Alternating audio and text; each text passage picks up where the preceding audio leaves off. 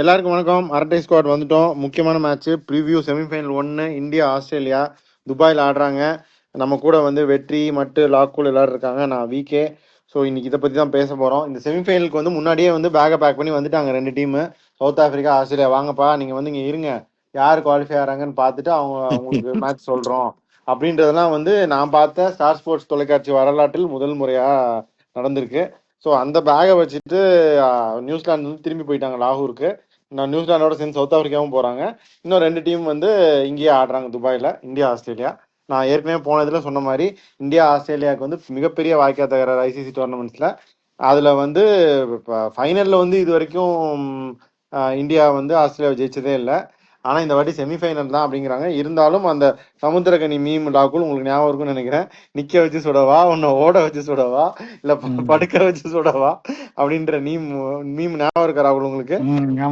அந்த மாதிரி எல்லாம் அடி வாங்கியிருக்கோம் நம்மளும் ஆஸ்திரேலியாட்ட. பட் இந்த மேட்சை வந்து இந்தியா ஃபேவரட்ஸை தான் ஸ்டார்ட் பண்ணுவாங்க அப்படின்னு நான் நினைக்கிறேன். நீங்களாம் என்னென்ன நினைக்கிறீங்க? உங்க தாட்ஸ்லாம் என்ன? இப்ப இருக்கிற ஆஸ்திரேலியன் பவுலிங் அட்டாக் இந்தியாவோட ஸ்ட்ரென்த் பார்த்தா ஆப்வியஸ்லி இந்தியா ஃபேவரட்ஸ் தான். ஐ மீன் 2000 லாஸ்ட் வேர்ல்ட் கப்பும் எனக்கு தெரிஞ்சு நம்ம தான் ஃபேவரட். அந்த பிச்சை மட்டும் அப்படி ஸ்லோ பண்ணலன்னா.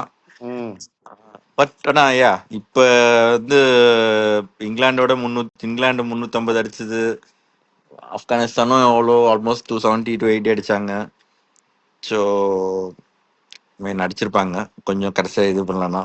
அந்த பவுலிங் அட்டாக் வச்சு இந்தியாவோட ஸ்ட்ரென்த் இருக்கு. ஆல்மோஸ்ட் நம்பர் 8ல ஜடேஜா வராரு. கொஞ்சம் பிச்சஸும் ஸ்லோவா தான் இருக்கு. ஸோ நம்ம ஃபர்ஸ்ட் கொஞ்சம் பவுலிங் எடுக்காம இதே மாதிரி பேட்டிங் எடுத்து இது பண்ணா நம்ம ஈஸியா இது பண்ணிடுவோம்னு நினைக்கிறேன். பட் அதான் பார்ப்போம், அப்போ பார்ப்போம். வெற்றி அதுக்கு திருப்பி நம்ம டாஸ் ஜெயிக்கணும். இது வரைக்கும் இந்த சீரீஸ்ல நம்ம வரைக்கும் டாஸ் ஜெயிக்கலன்னு நினைக்கிறேன். அது எடுத்தா இந்த மேட்ச் மாதிரியே இந்தியா நியூசிலாந்து முடிஞ்ச மேட்ச் மாதிரியே அதே டெம்ப்ளேட்ல கோவன் பண்ணா பெட்டரா இருக்கும். மட்டும் சொன்ன மாதிரி அவங்க பவுலிங் அட்டாக் வந்து அந்த அளவுக்கு ஸ்ட்ராங் கிடையாது. It's quite weaker attack. நியூசிலாண்டோட வந்து ரியலி குட் அட்டாக். அவங்களோட ஒரு 250 கிட்ட ஸ்கோர் பண்ணிட்டோம். இவங்க ஓரளவுக்கு இன்னும் கொஞ்சம் இன்னிங் ஸ்டெபிலைஸ் பண்ணி ஆனாங்கன்னா we could still get 270 280. It will be a very good score Dubai pitch பொறுத்த வரைக்கும். அதே மாதிரி ஃபர்ஸ்ட் அப்படி பேட்டிங் பிடிச்சி வச்சு நம்ம டிஃபெண்ட் பண்ணுறதுக்கு நிறைய குட் சான்ஸ். அதனால we are going in as favorites for this tournament or semi-final. அது ஓகே வெற்றி. ஆனால் அதே இப்போ எப்போ இந்த சுச்சுவேஷன் இந்தியா டாஸ் வின் பண்ணி பேட்டிங் பண்ணிருச்சுனாலே, என்னை பொறுத்த வரைக்கும் இந்தியா வந்து டாஸ் வின் பண்ணி பேட்டிங் பண்ணிருச்சுனாலே 50% அஹெட் தான். நீ சொல்கிற மாதிரி 250 + 280 அப்படிலாம் அடிச்சிட்டாங்கனாலே I think they will be with more than 80% chance of winning the game. But ஆனால் இதே ரிவர்ஸ் யூனோ போட்டு விட்டாங்கன்னு வை, அவங்க ஃபர்ஸ்ட் பேட்டிங் பிடிச்சி அவங்க ஒரு 280 285 அடிச்சிட்டாங்கன்னா இவங்க சேஸ் பண்ணுறது கஷ்டமாக இருக்கும். ஸோ அதுதான் ஒன்லி டிஃபிகல்ட் சினாரியோ. அது அந்த சுச்சுவேஷன் வராமல் இவங்க பார்த்துக்கணும். ஸோ அது வந்து 50% luck and rest is what they do அப்படின்னு நான் நினைக்கிறேன். இதே மாதிரி தான் லாஸ்ட் டைமும் இருந்தது. இந்தியா கான்ஃபிடென்ட்டாக இருந்தோம் அப்படின்னு போனோம். அப்புறம் அவங்க இறக்கி விட்டாங்க. அவங்களுடைய கற்றுக்கிட்ட மொத்த வித்தையும் இறக்கிட்டாரு. Travis Head waiting for the men in team in men in blue அப்படின்னு. ஆனா இந்த வாட்டி அவருக்கு ரொம்ப ஹைப் கொடுக்குறாங்க டிராவிஸ் ஹெட்டுக்கு. அதான் வேற யாராவது செய்யாம இருந்தா சரி. இல்ல, மேத்யூ ஷாட்டும் ஆல்மோஸ்ட் அவுட்னு நினைக்கிறேன். கண்டிப்பா விளையாட மாட்டாரு.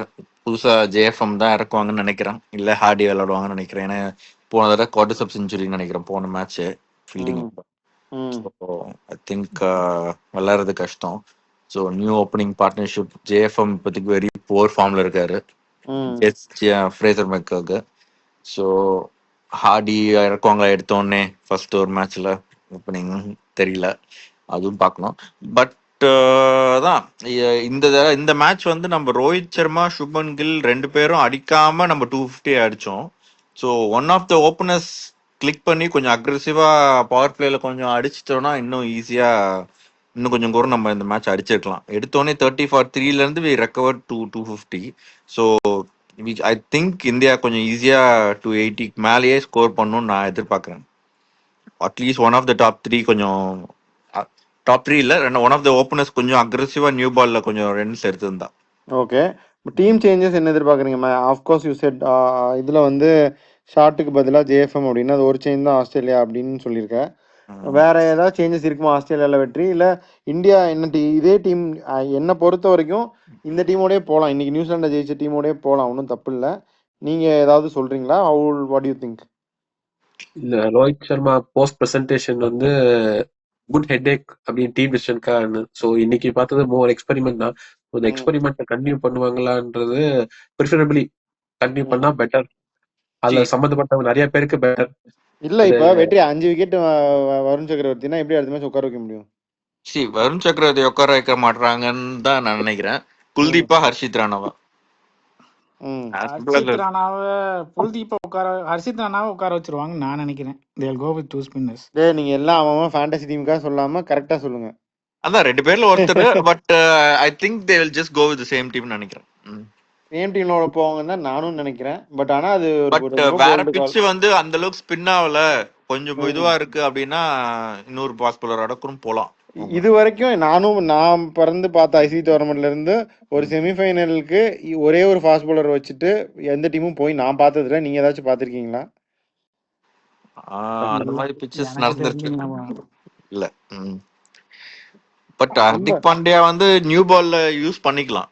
96 வேர்ல்டு கப் வந்து 30-35 ஓவர் ஸ்ரீலங்கா ஸ்பின் போடுவாங்க. இந்த தர்மசேனா, அதுக்கப்புறம் அந்த மெயின் ஸ்பின்னர் யார், முரளிதரன், தர்மசேனா, அப்புறம் ஜெயசூர்யா, அப்புறம் இந்த டிசில்வா கூட போடுவாரு. டிசில்வா வச்சு ஆமா 30 ஓவருக்கு மேல ஸ்பின் போட்டு நான் பார்த்திருக்கேன். பட் இது வந்து அதையும் சாப்பிட்டுரும். ஆல்மோஸ்ட் இந்த மேட்ச்ல என்ன 4 ஓவர் ஷமி, 3 ஓவர் ஹர்திக் பாண்டியா நினைக்கிறேன். அவ்வளவுதான். இந்த பங்களாதேஷ் போட்டிருப்பாங்க. நான் பங்களாதேஷ் அன்பார்ச்சுனேட்லி செமிஃபைனல்ஸ் எல்லாம் போயிருக்க மாட்டாங்க ஐசிசி டோர்னமெண்ட்டுக்கு. ஏன்னா அவங்க நிறைய ஸ்பின் யூஸ் பண்ணி நான் பார்த்திருக்கேன். பட் இது வந்து கிட்டத்தட்ட அந்த மாதிரி ஆயிடுச்சு. இவ்வளோ 40 ஓவர் ஆஃப் ஸ்பின்னு. இது வந்து ஐசிசி செமிஃபைனல்ஸ்க்கு I don't know, it could be effective. But இது ஒரு ரிஸ்காவும் இருக்கலாம். நீங்க ஆப்கானிஸ்தான் ரெகுலரா பண்றது தானே அவங்க.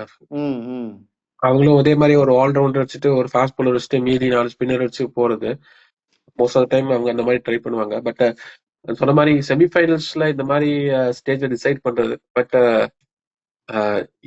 எனக்கு என்னமோ இதே டீம்ல போறது தான் பெஸ்ட் ஆப்ஷன். இதே மாதிரி பிச் இருந்தால், இப்ப பிச் பழைய பிச் மாதிரி மாத்தினாங்கன்னா அவங்க திருப்பி Harshit Rana for one of Kuldeep or Varun Chakravarthy தான் போகணும். அதான் ரொம்ப பேசுவாங்க, பேசிட்டு கடைசியா I think they will go with the same team. அது short turn around time. So தெரியல, ஷமி வந்து இப்ப அன்னைக்கு அடி வாங்கினாரு. மேபி மேட்ச் அதுக்கப்புறம் ஒரு 4 ஓவர் போட்டாரு. ஸோ எந்த இஷ்யூவும் இல்லை. But he can become sore overnight tomorrow. அடுத்த 2 நாள்ல அந்த சோர் ஆகலாம். ஸோ அந்த பட்சத்தில் மேபி ஷமி கூட உட்கார வச்சுட்டு ஹர்ஷித் ராணா இறக்கி விடலாம்.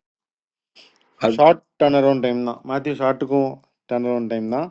பட் தென் இது இந்த அதான் வாட் எவர் யூ சே அவங்க முடிவு பண்ணிட்டாங்க. பட் கீ பேட்டில்ஸ் அப்படின்னு இருக்கும்ல, இப்ப மட்டும் சொன்ன மாதிரி ஆஸ்திரேலியாவும் இன்னொரு சேஞ்ச் கூட பண்ணலாம். தன்வீர் சங்காவுக்கும் விளையாட வைக்கலாம். யாராச்சும் ஒருத்தர் பேஸ் பவுலர், ஒருத்தர் ஸ்பென்சர் ஜான்சன் கம்மி பண்ணிட்டு, இல்ல 2 லெக் ஸ்பின்னருக்கும் விளையாடலாம். அவங்க லபுஷேன் எல்லாத்தையும் தான் விடுறாங்களே, Head Maxwell. More right handers இருக்காங்க, இன்னொரு லெக் ஸ்பின்னர் பெட்டர் சாய்ஸா அப்படின்னு பாப்பாங்க. இன்னைக்கு மேட்ச் அவங்களும் பார்த்திருப்பாங்க எவ்வளவு ஸ்பின் ஆயிருக்கும் அதெல்லாம். சோ அதையும் அவங்க பண்ணுவாங்கன்னு இல்ல, பட் அது ஒரு ஆப்ஷனா யோசிப்பாங்க அட்லீஸ்ட். ஓகே, டைரக்டா செமிஃபைனல்ஸ்ல இறக்குவாங்களா? இல்ல ஒரு பிச்சுக்கு தேவையான சேஞ்சஸ்னா பண்ணலாம்ல. அதுக்குனால என்ன கொஞ்சம் அக்ரெசிவா பண்ணாதான் பண்ண முடியும் அப்படின்னு இருக்குல்ல. சரி, கீ பேட்டில்ஸ் என்ன உங்களை பொறுத்த வரைக்கும் இந்த செமிஃபைனலுக்கு? Key battles openers first 10 overs கொஞ்சம் அக்ரெசிவா ஸ்டார்ட் கொடுத்தாங்கன்னா அதுக்கப்புறம் நம்ம 300 கூட ரீச் பண்றதுக்கு நிறைய சான்ஸ் உண்டு. ஏன்னா அதுக்கப்புறம் இந்த பிச்சஸ்ல கொஞ்சம் அடிக்கிறது கஷ்டம். நியூ பால கொஞ்சம் யூட்டிலைஸ் பண்றது தான். அவங்களோட இன்எக்ஸ்பீரியன்ஸை நம்ம டார்கெட் பண்ணோம். மெயினா டிராவிஸ் ஹெட்டை வந்து செட்டில் ஆக விடக்கூடாது. கண்ட்ரோல் நல்லா ஸ்மார்ட் பண்ணிட்டான். இதனால இப்படி ஸ்கோர் பண்ண ஸ்டாப் பண்ணிட்டோம்னாலே I think half the battle விட ஒன். அதுக்கப்புறம் மற்ற எல்லாருமே வந்து இன்னிங்ஸ் பில்ட் பண்ணக்கூடிய கேரக்டர்ஸ். லபூஷனே, ஸ்மித், கேரி, இங்கிலீஷ் 4 பேர் இருக்காங்க. ஸோ இவங்க 4 விக்கெட்ஸ் அது. ஸோ மொத்தம் டிராவிஸ் ஹெட், இந்த 5 பிளேயர் தான் கீ பிளேயர். பேட்டில்ஸ் வந்து depending on the bowlers. But Jadeja will play key role தான் எனக்கு தோணும். தலையை எடுத்தே ஆகணும் டிராவிஸ் ஹெட்டை, அதான் சொல்லுவாங்க மேட்ச்னா, ஆஸ்திரேலியா மேட்ச்னா பார்ப்போம். நீங்க ரொம்ப டிராவிஸ் ஹெட் மீம்ஸ் எல்லாம் நிறைய பார்த்துட்டு வந்திருக்கீங்கன்னு நினைக்கிறேன். இல்லை, அவர் இந்தியானா இந்த மாதிரி குரூஷியல் மேட்ச்னா அவர் நின்றுவார்ல. ஆமா, ஃபாதர் ஆஃப் த நேஷன் அப்படின்னு போட்டெல்லாம் அவங்கள மீம் போட்டுலாம் நான் பார்த்துருக்கேன்.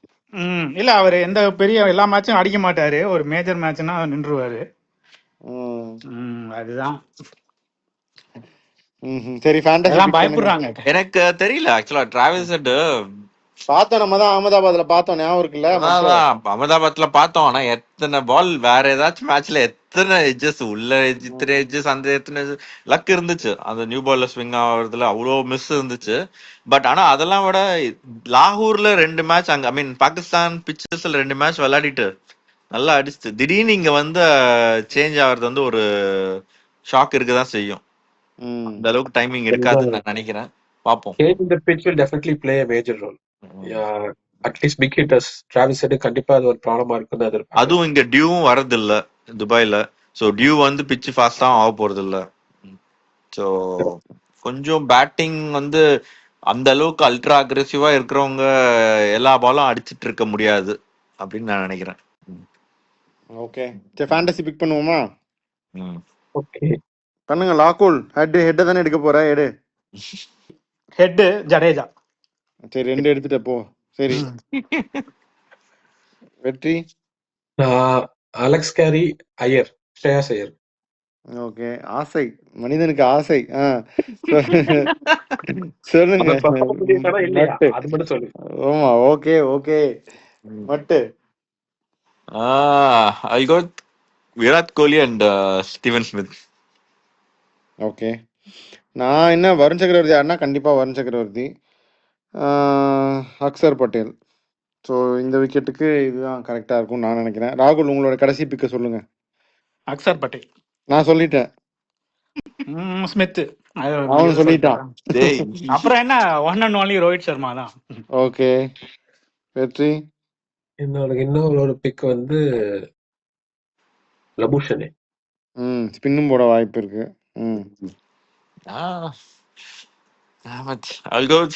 சுப்மன் கில். ஓகே, நான் வந்து இவன் பேர் என்ன, கிளென் மேக்ஸ்வெல். அதே கணக்கு தான். இல்லை லபுஷன், 2 பேர்ல ஒருத்தர். லபுஷனும் சாலிடா ஒரு 30-40 அடிச்சிருவான் எப்படியும். அதே மாதிரி பவுலிங் கொடுத்தா விக்கெட் எடுக்க வாய்ப்பு இருக்குது. ஸோ லபுஷன் பிக் பண்ணுறேன். ஸோ நம்ம ஃபேண்டசி பிக்ஸ் இதெல்லாம் தான். Let's see how they go. And இந்த match India Australia, end of the day India Australia தான் வந்து பீக் ரைவல்ரி. இந்தியா பாகிஸ்தான் அப்படிங்கிறது தான் வந்து முன்னாடி 90s நம்ம சொல்லிட்டு இருப்போம், அது வாசிம் அக்ரம் டெண்டுல்கருக்கு போடும்போது. இப்போ வந்து India Australia is peak rivalry in cricket. 2 of the best teams competing. Agreed, Australia are not their best team.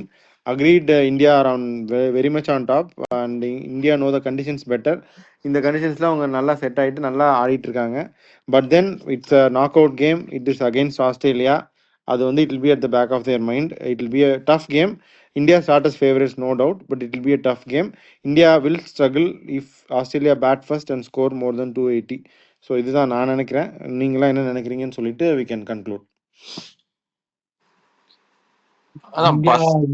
ஃபார்மோடயே போடுவாங்க, இந்த செமிஃபைனல் ஜெயிப்பாங்க, திருப்பி நியூசிலாண்டோட ஃபைனல் ஆடுவாங்க. Oh my god. Okay, அவ்வளவு தூரம் போகலாம். India favourite for this match.